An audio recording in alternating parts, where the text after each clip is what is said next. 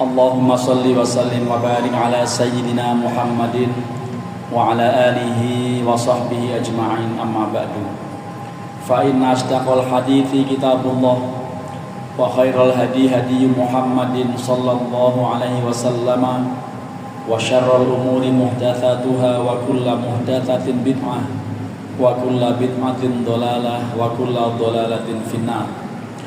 Wa bi sanadinal muttasili ilal imamil muallifi rahimahullahu ta'ala wa adaman naf'a bihi wa bi ulumihi fid dharaini amin. Faslun wala tasihul jumu'atu hatta yataqaddamaha khutbatani. Para jamaah, Bapak dan Ibu jamaah salat Maghrib Masjid Fathullah Uwin Syarif Hidayatullah Jakarta. Setelah 2 Selasa kita tidak melakukan kajian karena yang pertama dulu libur, lalu Selasa yang kemarin saya ada tugas ke Kudus sehingga tidak bisa cukup waktu untuk sampai ke masjid ini. Ini kajiannya tentang khutbah, kaifiyahnya dan adab-adabnya. Disebutkan bahwa sholat Jumat tidak mungkin sah sebelum didahului khutbah. 5 ruwiya anna nabiyya sallallahu alaihi wasallam qala sallu kama ra'aitumuni usolli wa lam yusallil jumu'ata illa bi khutbatain. Sebagaimana hadis Rasulullah yang mengatakan, sholatlah kalian seperti kalian lihat saya sholat.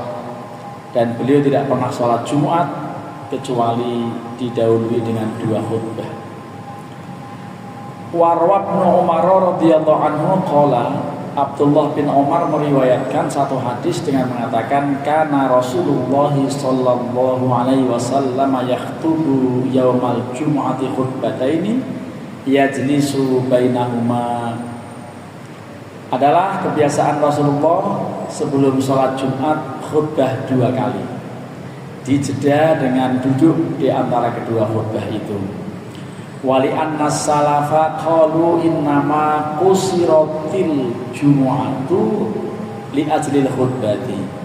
Ulama-ulama salaf mengatakan kenapa jumlah rakaat Jumat hanya 2 rakaat, itu karena sudah ada 2 khutbah sebelumnya. Fa idza lam yakhthub raja'a ilal asli. Kalau tidak ada khutbah, maka tentu rakaatnya menjadi 4 lagi. Karena sudah ada khutbah, maka cukup 2 rakaat. Ini pemahaman ulama-ulama salaf begitu. Wa min syartil khutbati al-adadu. Dan di antara syarat khutbah adalah bilangan jamaah. Bilangan jamaah itu yang minimal 40 kemarin dikatakan. Alladzi tanaqidu bihil jumu'atu, yang dengan adat bilangan 40 itu Jumatan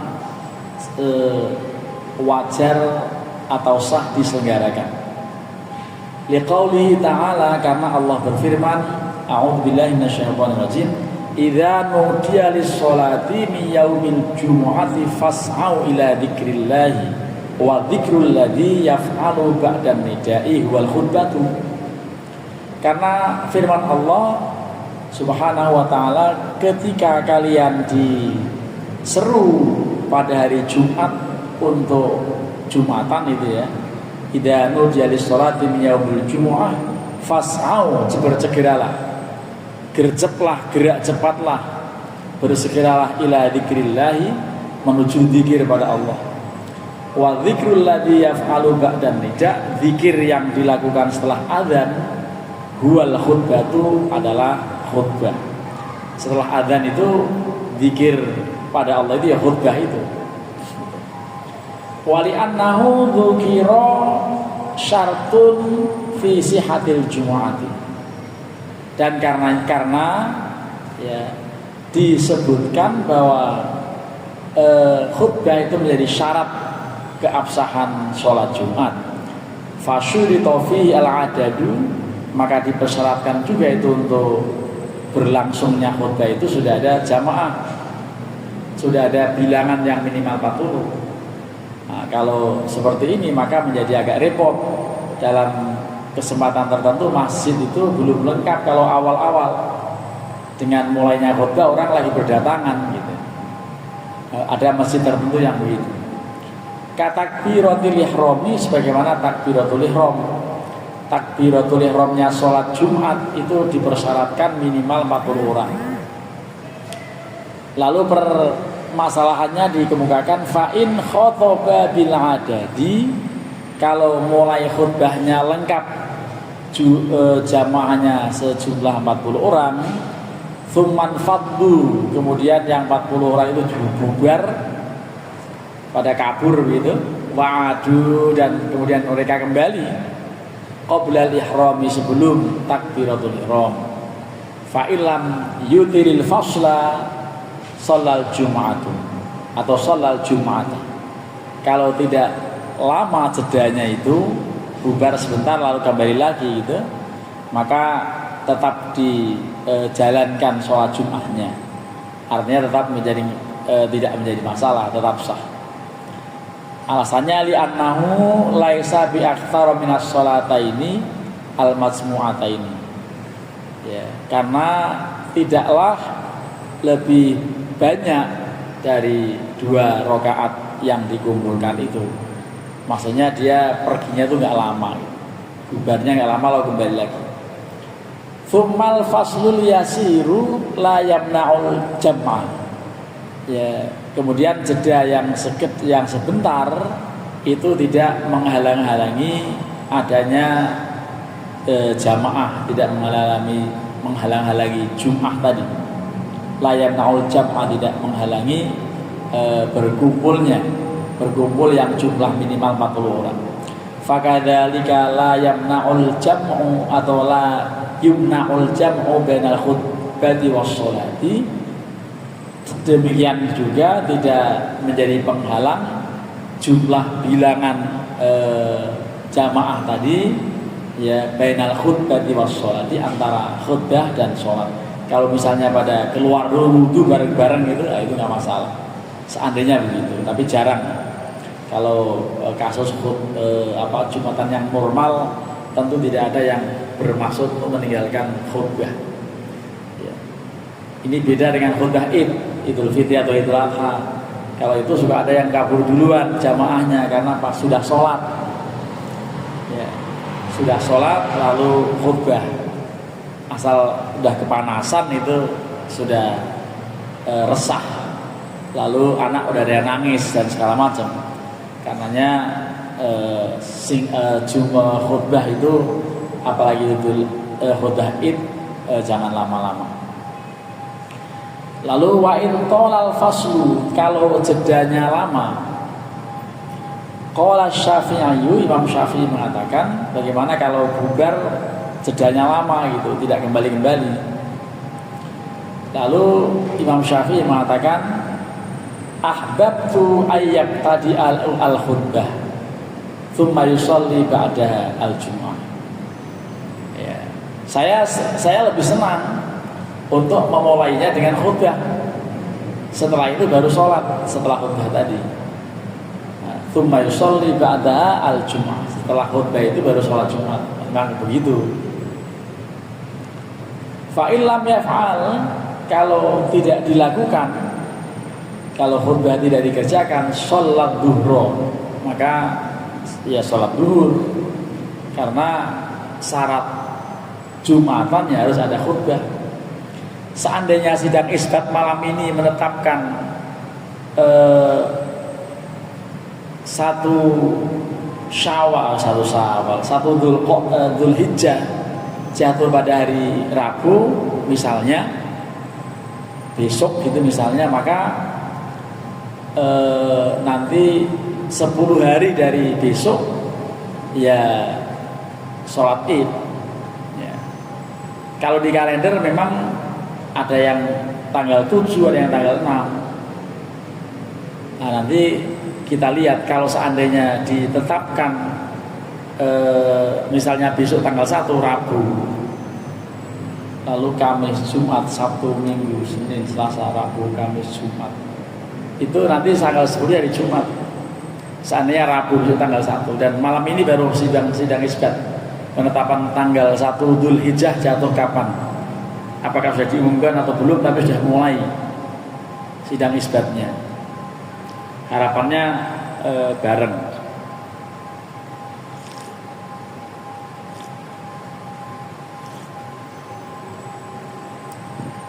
Seandainya Jumat tanggal 10 Dzulhijjah, berarti bukan haji akbar, karena ada yang memprediksi tanggal 7 baru bertepatan dengan tanggal 10, sehingga nanti hari Arafahnya jatuh hari Jumat. Kalau orang wukuf hari Jumat namanya haji akbar. Tapi kita lihat nanti apakah Dzulhijjah Indonesia dengan Saudi Arabia bareng atau tidak. Nah, nanti kita lihat. Kalau nggak bareng berarti kadang-kadang sana duluan gitu. Kita lihat pengumumannya nanti. Jadi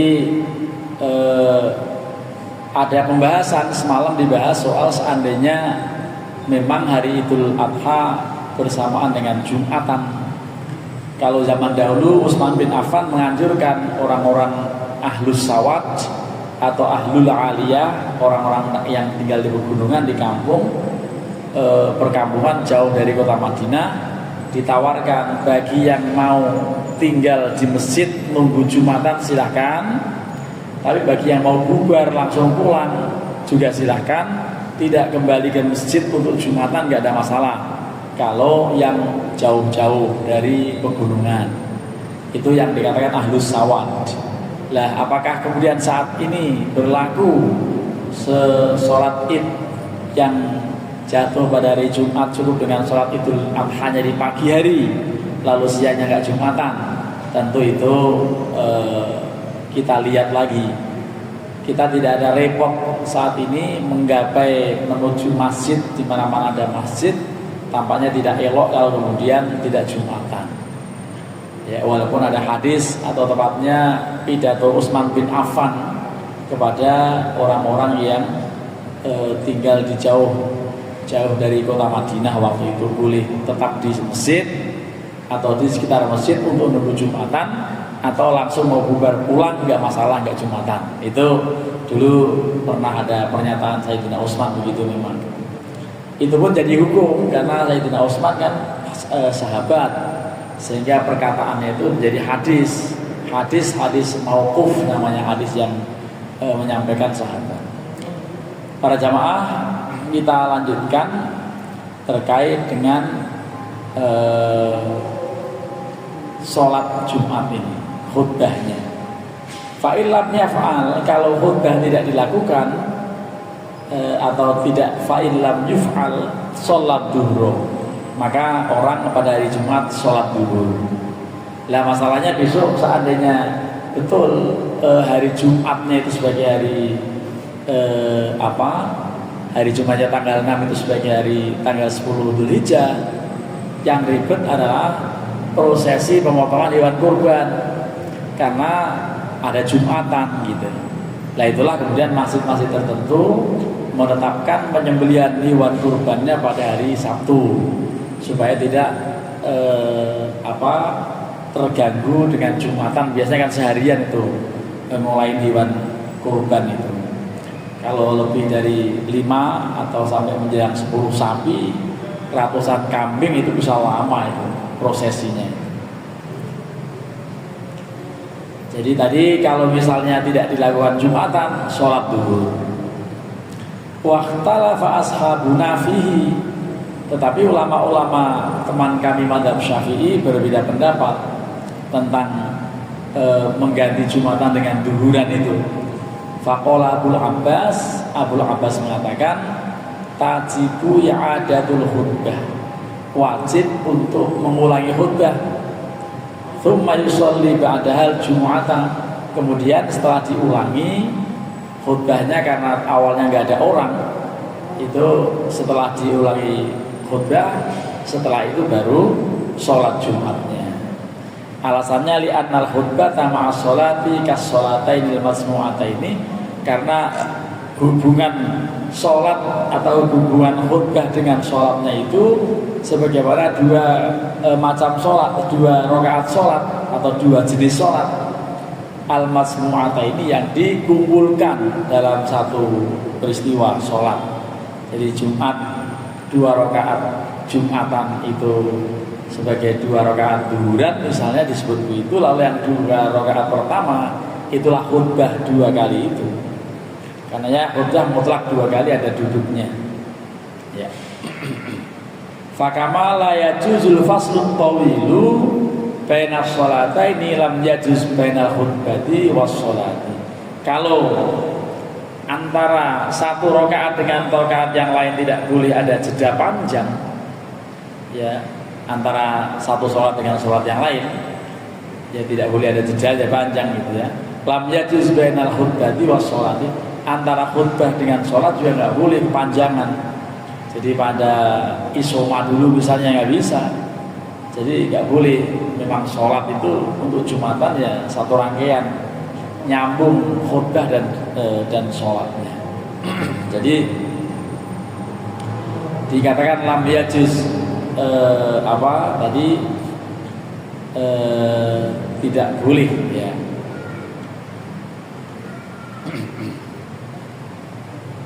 Kemudian pernyataan tadi Imam Syafi'i mengatakan atau setelah para ulama berbeda pendapat tadi, Abu Labas yang mengatakan tajibu i'adatul khutbati tsumma yusalli ba'dahal jum'ata, wajib mengulang khutbahnya karena rusak akibat bubar jamaahnya tadi, kemudian sholat setelah khutbah dari Jumat, sholat Jumat. Li'annal khutbata ma'as sholati kas sholatainil masmu'ataini tadi, bahwa sholat beserta khutbahnya itu seperti dua jenis sholat yang dikumpulkan. Fakama la yajuzul faslu tawilu, sebagaimana tidak bolehnya ada jeda panjang baina sholata ini antara dua jenis sholat, demikian juga lam yajuz bainal khutbati was sholati, ada jeda panjang antara khutbah dan sholat. Jadi harus mualat, tidak boleh jeda panjang. Wa ma naqalahul Muzaniyu, apa yang dinukilkan oleh Imam Al-Muzani, la ya'rifu atau la yurahu, tidak dikenal. Wa qala Abu Ishaq Ar-Shirazi mengatakan yustahabu, disunahkan ayyu'idal khutbata, untuk mengulangi khutbahnya. Kenapa? Li'annahu la ya'manu min ayyan faddu, karena khutbah itu tidak aman, khutbah itu bisa rusak kalau jamaahnya bubar, tidak ada yang mendengarkan gitu. Itu harus diulang dengan juga audiens ada di situ, jamaah ada di situ. Kalau khutbah kalau nggak ada orangnya, itu sama dengan tidak sah khutbahnya. Jadi minimal kan 40 orang lah. Walaupun kemarin 40 orang itu ada yang diskusi lebih lanjut apakah harus 40 atau tidak gitu. Jadi tadi dikatakan li'annahu la ya'manu min ayyam faddu, tidak aman dari bahwa ditinggalkan marratan ukhra, kali yang lain. Faja'ala dzalika 'udhran fi jawazil bina, maka itu dijadikan sebagai uzur pada kebolehan membina, kebolehan menetapkan sikap ya dalam hal ini, dalam hal khutbah dan sholat ini. Iya. Wa amma sholatu fa innaha wajibatun, adapun sholat itu memang wajib hukumnya itu. Sholat Jumat fa innaha, maka sesungguhnya sholat Jumat itu wajibatun, wajib. Li'annahu yaqdiru ala fi'liha atau yuqaddaru ala fi'liha, karena sesungguhnya bisa dikira-kira itu atas pengerjaan sholat tadi. Ta'ifa'in sholat bihimudzuhro, kalau seseorang sudah sholat duhur bersama jamaah yang lain, jaza bina'an ala aslihi, boleh juga atas dasar ketetapan pada asalnya. Sholat Jumat itu 4 rakaat, tapi kan ada 2 khutbah maka cukup 2 rakaat. Ini begitu logikanya begitu. Jadi kemudian idza stama'a ahlul baladin ala tarkil jumu'ati, kalau sepakat seluruh negeri, seluruh masyarakat kampung di mana ada diselenggarakan Jumatan, tetapi sepakat ala tarkil jumu'ati, sepakat untuk meninggalkan Jumat atau meliburkan Jumat gitu ya. Berhubung Idul Adha maka kita cukup sholat Idul Adha, untuk Jumatannya kita sepakatnya libur misalnya begitu ya, ada pernyataan begitu. Nah itu nanti ada diskusi. Jadi kalau ada orang yang begitu, idastama ahlul baladin ala tarkil jum'ati thumma shallu dhuhra, tetapi kemudian mereka sholat duhur, adza'ahum, boleh ya, jadi ini sepakat. Tapi kalau tidak nanti menjadi pertanyaan, ini Jumatan malah 4 rakaat duhuran ya, nggak pakai khutbah. Kalau di sini dikatakan memadai itu ya, tapi kalau duhur tentu 4 rakaat, jangan hanya 2. Tetapi waqala ba'du ashabina, sebagian ulama teman-teman kami mazhab Syafi'i itu mengatakan, apa katanya, yustahabbu i'adatul khutbati was-sholati, yustahabbu i'adatul khutbati was-sholati ala dhahirin nas, disunahkan untuk i'adah, mengulang khutbah dan sholatnya atas dhahirin nas. Kenapa? Li'annahum infaddu anhu marratan, karena mereka bubar dari imam itu 1 kali. Fala ya'manu min ayyan faddu anhu tsaniyan, maka tidak aman bahwa dia bubar darinya, meninggalkan imam tsaniyan untuk kedua kalinya. Fasara dzalika udhrun, maka yang demikian itu menjadi udzur fi tarkil jumu'ati, dalam hal meninggalkan Jumat. Lalu ini masuk pada persyaratan khutbah. Ya, ini syarat khutbah memang antara lain berdiri.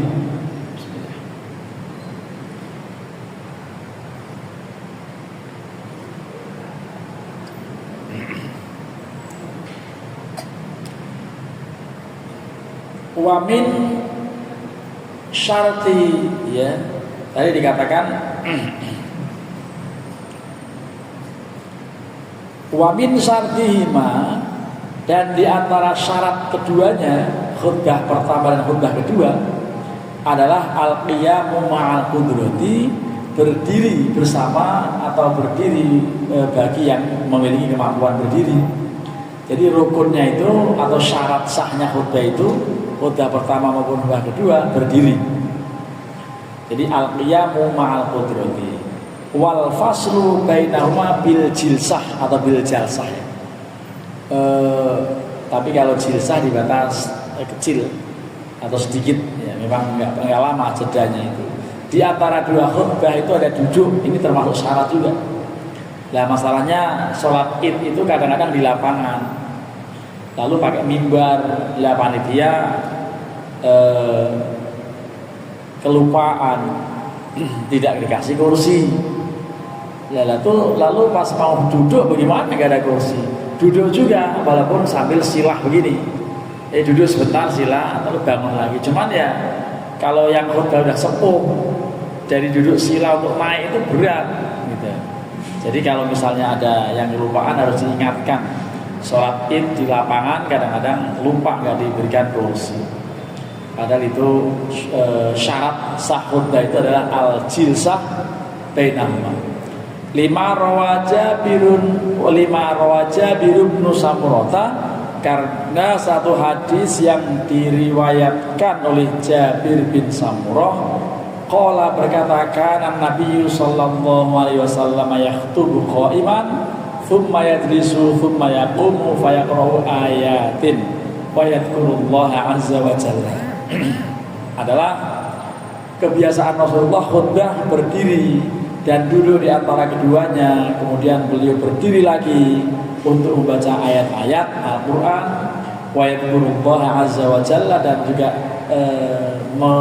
zikir pada Allah azza wa jalla, wali annahu ihda fardhil jumu'ati, karena duduk tadi salah satu dari fardu Jumu'ah ya, atau berdirinya khutbah tadi salah satu dari fardu Jumu'ah.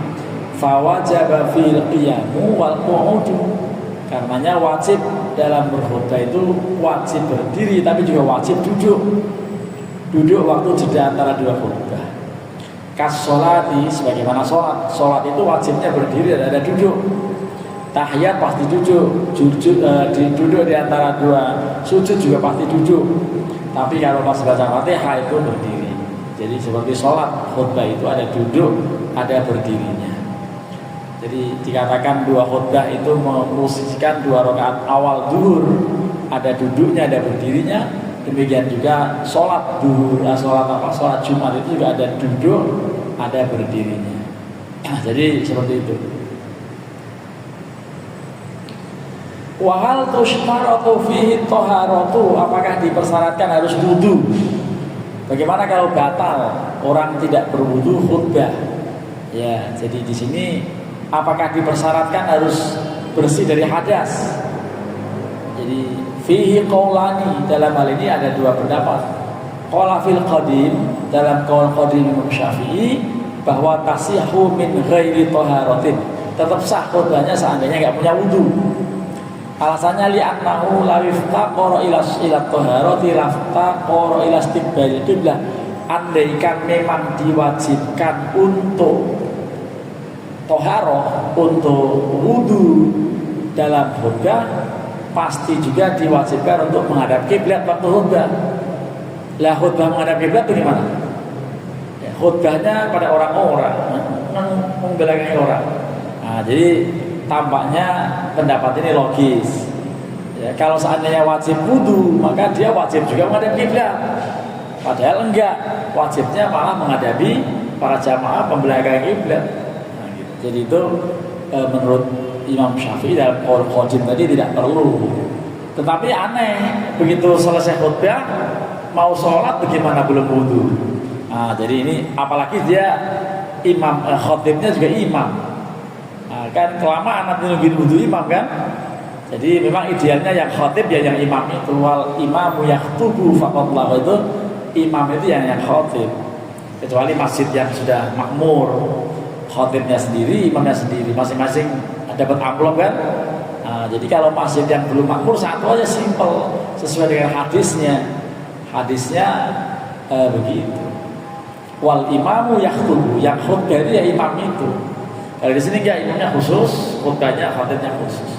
Karena masjidnya kaya. Masjid kaya yang lain juga begitu. Di Jakarta ini umumnya dipisah antara khotib dan khotib atau ada masjid tertentu yang bertindak sebagai khotib sekaligus imam. Nah, biasanya begitu. Adalah fulan bin fulan. Jadi seperti itu. Jadi kalau kata beliau tidak perlu atau tidak wajib toharoh. Kasolati, sebagaimana sholat yang harus menghadap kiblat.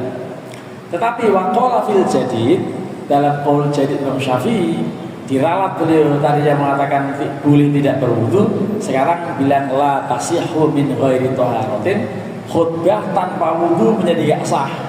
Kenapa? Li'annahu dzikrun syurita fil jumu'ati fa syurita fil taharatu. Karena itu zikir yang dipersyaratkan di dalam sholat Jumat, maka dipersyaratkan pula taharah di situ. Katakbiratul ihrami wa fardhiha, katakbiratul ihrami sebagaimana takbiratul ihram yang diwajibkan dalam sholat, maka diwajibkan juga toharoh dalam wudu, dalam apa? Toharoh dalam khutbah. Wa fardhuha, dan yang fardu atau disebutkan rukun, arba'atu asya'a, ada 4 hal. Ahaduha, yang pertama dalam khutbah itu ayyahmidallaha ta'ala, harus memuji Allah, bilang alhamdulillah. Kadang-kadang dilanjutkan dengan tema yang mau disebutkan, alhamdulillahilladzi farada alaina al-qurban, misalnya kan, farada alaina al-ibadata wal qurban. Kemudian langsung syahadat, langsung baca sholawat dan seterusnya. Jadi ada yang isi khutbah itu disesuaikan dengan muqaddimahnya. Ada yang begitu, tapi ada yang biasa aja, pembukanya itu lagi, materinya beragam. Gitu. Jadi tadi katanya harus wudu, dan fardunya, rukunnya khutbah pertama-tama harus membaca hamdalah. Alasannya hadis yang diriwayatkan oleh Jabir, anna Nabiyya sallallahu alaihi wasallam khataba yaumal jumu'ati fahamidallaha wa athna alaihi. Adalah Rasulullah khutbah Jumat dan memuji Allah, membaca alhamdulillah dan pujian atas Allah. Tsumma yaqulu ala athari dzalika wa qad ala sautah. Lalu beliau tsumma yaqulu ala athari dzalika, kemudian beliau berpidato atau berkhutbah terus dengan kalimat-kalimat waqad ala sautahu, beliau sungguh mengeraskan suaranya. Kalau sekarang nggak perlu keras-keras karena pengerasnya udah banyak, ya sudah direkam pakai YouTube dan macam-macam. Beliau kalau khutbah keras, diangkat suaranya lantang, wastadda ghadabuhu, dan bersangetan amarahnya, seakan-akan marah. Wahmarrat wajanatahu, dan memerah kedua pipinya, ya karena serius. Ka'annahu mundiru jaishin, seakan-akan beliau sedang mengomandu tentara, seakan-akan sedang berperang. Jadi begitu serius khutbah beliau, enggak sembarangan, serius. Tsumma yaqulu, kemudian bersabda di dalam khutbah itu, bu'ithu ana was-sa'atu kahataini. Saya diutus, jarak antara saya dengan hari kiamat seperti ini. Ya, seperti ini, kahataini. Ya, seperti ini artinya enggak jauh. Saya dan sebentar lagi kiamat. Ini beliau bersabda dalam khutbahnya begitu. Bu'ithu ana was-sa'atu kahataini. Wa asyara bi usbu'aihi al-wusta wallati taliha ilham. Jadi berisyarat begini. Ini yang tengah dengan jari yang setelah yang diapit oleh jempol. Jadi begini. Jarak antara saya dengan kiamat dekat. Itu beliau sabdakan begitu. Wallati tsumma yaqulu, kemudian beliau bersabda dalam khutbahnya itu, inna afdhalal hadithi kitabullah. Sesungguhnya ucapan yang paling afdol, ucapan yang paling baik itu adalah kitab Allah, Al-Quran. Wa khairul hadi hadi Muhammadin sallallahu alaihi wasallam.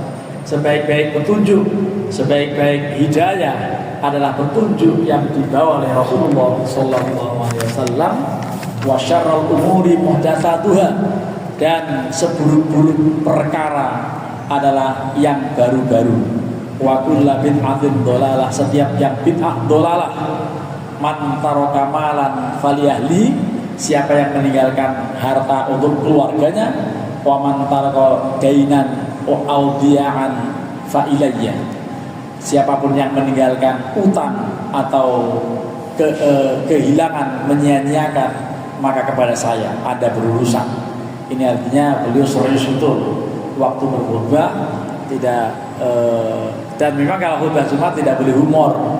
Khutbah Jumat lucu-lucu itu nggak pada tempatnya. Jadi tidak boleh ada yang selengean gitu ya. Wasani yang kedua, ayu sholli ala Rasulullah, untuk membaca sholawat kepada Rasulullah sallallahu alaihi wasallam. Ya, kenapa li anna kulla ibadatin iftaqarat ila dzikrillah azza wa jalla iftaqarat ila dzikri Rasulillah. Karena setiap ibadah yang perlu zikir pada Allah, maka perlu zikir pada Rasulullah, ya, yang disebutkan Allah lalu menyebut Rasulullah, makanya wajib membaca sholawat. Jadi kal adani sebagaimana adzan itu ada Allahu Akbar, ada Muhammadur Rasulullah gitu ya. Was-sholatu kal adzani was-sholati, sebagaimana adzan dan sholat, ada Allah dan ada Rasulullah gitu. Watsalitu yang ketiga, al-wasiyah bi taqwallah, harus ada wasiat kepada Allah, takwa, bertakwa pada Allah. Walaupun kalimat yang mari kita tingkatkan iman takwa kepada Allah, bertakwalah, paling tidak ada kalimat bertakwalah kepada Allah, Itu rukun yang ketiga. Lalu dalam rangkaian kalimat berikutnya setelah wasiat takwa tadi ada karena hadis Jabir dan juga hadis Jabir di atas menerangkan itu.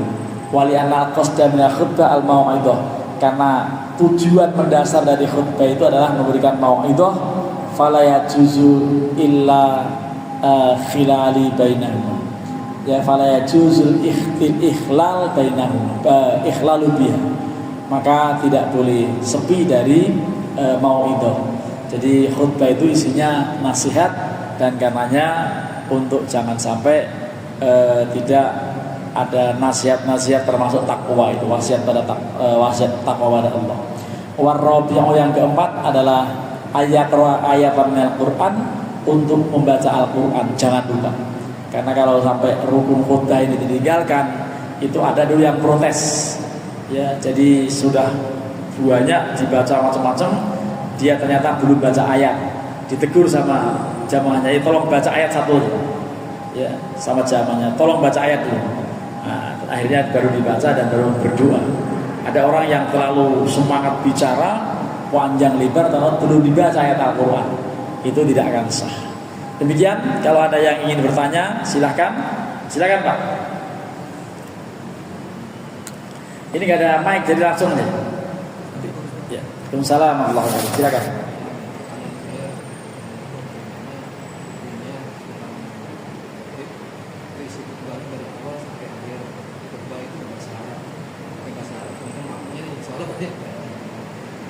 Baik, pertanyaannya, Alhamdulillah. Beliau bertanya bagaimana khutbah dalam bahasa Arab semuanya.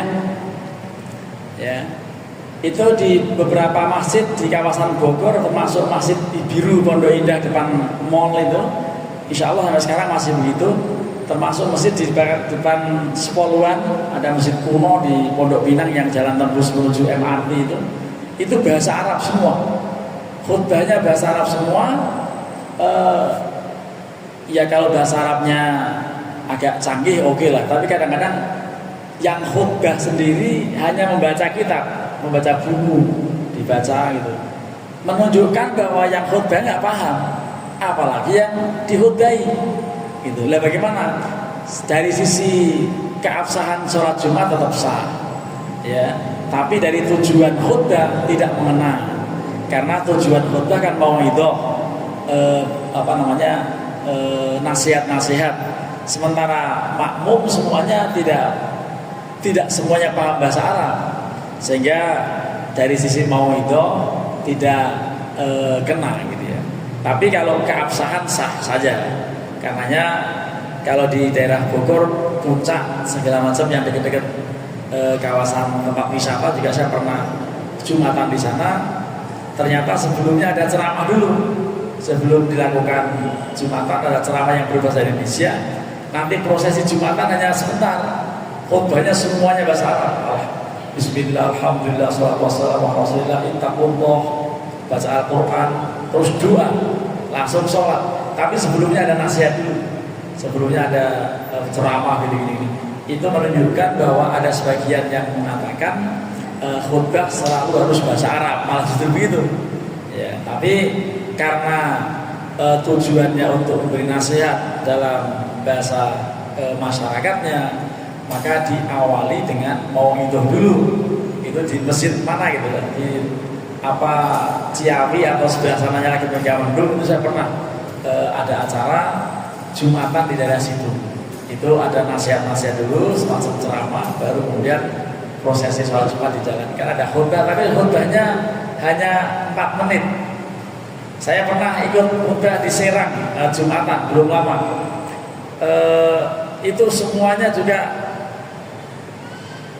ada bahasa Indonesia sedikit, bahasa Sunda ada bahasa Sundanya sedikit, tapi benar-benar nggak lama itu khutbahnya. Saya hitung hanya 5 menit. Ya 5 menit. Kalau di sini kan paling nggak 15 menit, paling lama 20 menit. Kalau udah 20 menit bikin mesah. Kalau saya biasanya khutbah sekitar antara 12 sampai 14 menit. Itu aja. Paling-paling sesekali 15 menit, tapi rata-rata saya rekam biasanya khutbah itu hanya sekitar itu.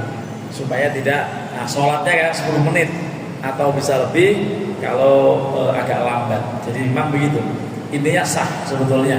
Ya, tapi kalau mau sempurna ya seperti yang di Ciawi itu, karena ada nasihat dulu dalam bahasa Sunda, bahasa Jawa atau bahasa masyarakat setempat. Setelah itu baru khutbah rangkaiannya dalam bahasa Arab semuanya. Nah, jadi seperti itu. Kalau ada yang lain silakan. Kalau tidak sedikit lagi bacaannya. Ini mungkin tinggal 2 menit atau 1 menit lagi. Ya, yang jelas bahwa ini semuanya ada dasarnya. Yang menetapkan rukun-rukun khutbah mulai dari hamdalah, baca sholawat, wasiat taqwa, baca ayat, termasuk ya nasihat tadi semuanya, wasiat taqwa dan seterusnya itu semuanya didasarkan dengan hadis-hadis yang warid dari kanjeng Rasulullah SAW. Ya, jadi seperti itu. Memang ada ulasan di sini dikatakan bahwa fa fi qiraatil Qur'ani wajhani. Dalam hal status hukum membaca Al-Qur'an, ayat Al-Qur'an di dalam khutbah itu ada 2 keterangan. Annaha tajibu fil khutbataini. Dalam yang pertama, dalam kedua khutbah harus ada ayatnya. Li'anna ma wajaba fi ahadil khutbataini wajaba fil ukhra. Karena kalau wajib dalam satu khutbahnya, maka juga wajib dalam khutbah yang lain. Kadzikrillah ta'ala wa dzikri Rasulillah. Seperti zikirnya pada Allah dan zikir pada Rasulullah. Wajibnya baca salam. Jadi dua-duanya ada. Dan kalau saya pribadi tampaknya tidak ada dalam dua-dua khutbah itu. Setidaknya dalam khutbah keduanya itu walam yazal qailan alima itu innallaha wa malaikatahu yusholluna 'alan nabi ya ayyuhalladzina amanu shollu 'alaihi wa sallimu taslima. Itu pun ayat Quran disambung dengan membaca membaca sholawat gitu. Wal wasiyah tadi ada zikir pada Allah, zikir pada Rasulullah, dan juga ada wasiat takwa. Tetapi wasani pendapat yang kedua, la tajibu illa fi dal khutbah. Ini tidak wajib baca ayat Quran kecuali hanya pada salah satu khutbah yang ada. Kita akhiri, ini belum selesai, nanti insya Allah minggu depan kita lanjut. Akan saya sintang pada kalimat wahuwa al-mansus. Itulah yang ditekskan di dalam pernyataan Imam Syafi'i. Kita akhiri, subhanakallahumma wa bihamdika asyhadu an la ilaha illa anta astaghfiruka wa atubu ilaik. Wassalamualaikum warahmatullahi wabarakatuh.